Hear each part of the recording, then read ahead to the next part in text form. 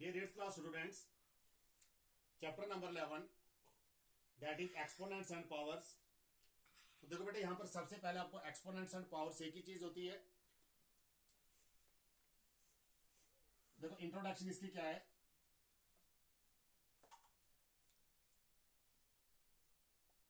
Let us suppose हमारे पास है यहां पर 25 की पावर 6।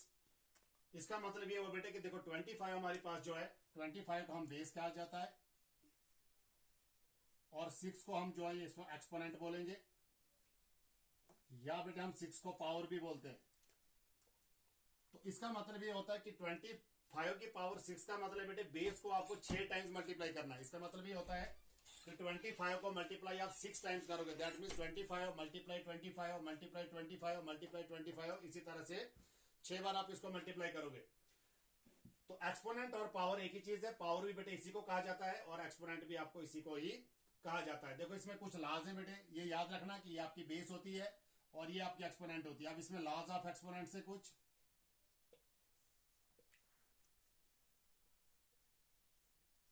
लॉज ऑफ एक्सपोनेंट्स में बेटे आपका पहला लॉ है a raise to power m multiply a raise to power m.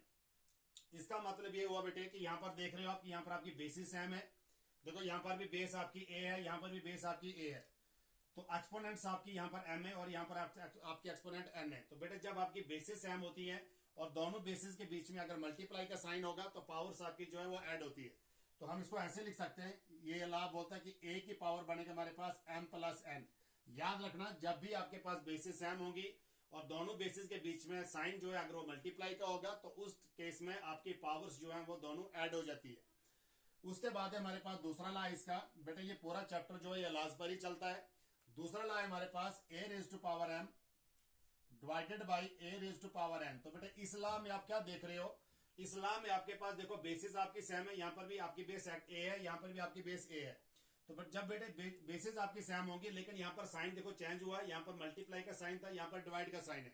तो जब आपके पास बेसिस सेम हो उसके बाद अगर दोनों बेसिस के बीच में अगर डिवाइड का साइन होगा तो हमारे पास जो है पावर्स इसकी जो है ये सब्ट्रैक्ट होती है। तो यहां से आएगा ए की power m minus n, that mean दोनों एक्सपोनेंट्स जो है वो माइनस होती है, सब्ट्रैक्ट हो जाती है। इसी तरह से थर्ड लॉ है इसका a raise to power m whole raise to power n. अब बेटे इस लॉ में आप क्या देख रहे हो, यहां पर देखो आपके पास एक्सपोनेंट देखो बेस तो आपकी ए है, एक्सपोनेंट्स यहां पर बेटे दो है, यहां पर एक्सपोनेंट आपकी एम भी है और यहां पर एक्सपोनेंट आपकी एन भी है। तो एक ऐसा क्वेश्चन जहां पर किसी क्वेश्चन में जब आपको दो एक्सपोनेंट या दो से ज्यादा एक्सपोनेंट्स दिखेंगी तो उस केस में बेटे हम क्या काम करते हैं, बेसिस को हम मल्टीप्लाई करते हैं। तो दैट मीन्स यहां पर आएगा ए की पावर एम मल्टीप्लाई एन, तो यहां जाएगा सीधा ए की पावर एम एन।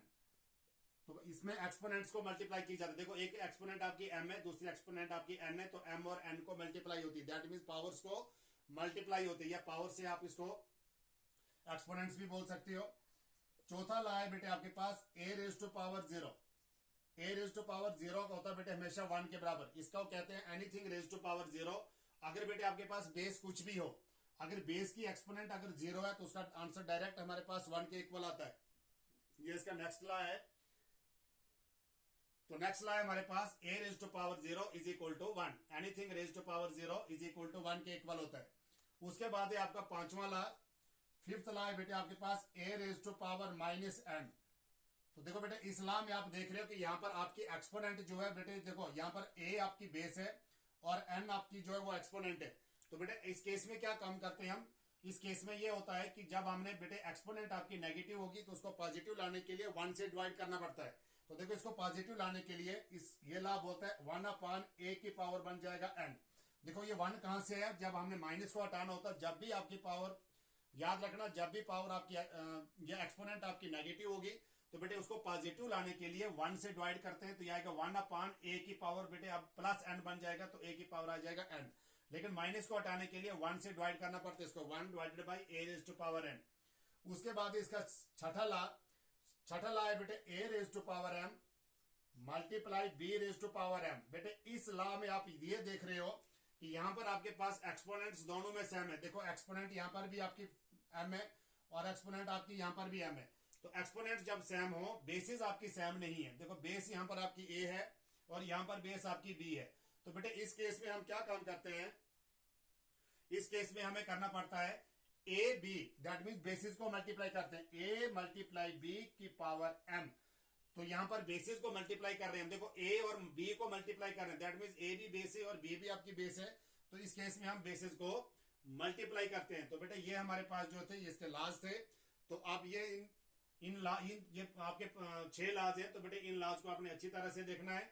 या एक ला एक आपके पास ऐसा भी हो सकता है, देखो एक ला अगर दूसरा ऐसे में बताऊंगा, ए अपॉन बी की होल पावर एम।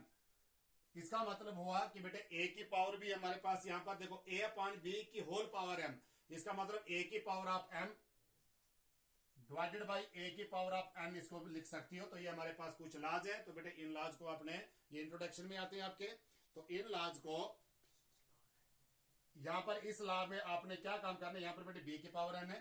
तो इन लॉज से बेटे इस पूरा एक्सपोनेंट्स और जो एक्सपोनेंट्स एंड पावर्स वाला चैप्टर है, तो इसी ये पूरा जो है ये डिपेंड करता है आपके कि लॉज पर। इन लॉज को आपने अच्छी तरह से इनको केयरफुली इनको अपने ध्यान से अपने माइंड में बिठाना है, अच्छी तरह से इनको ध्यान से पढ़ना है।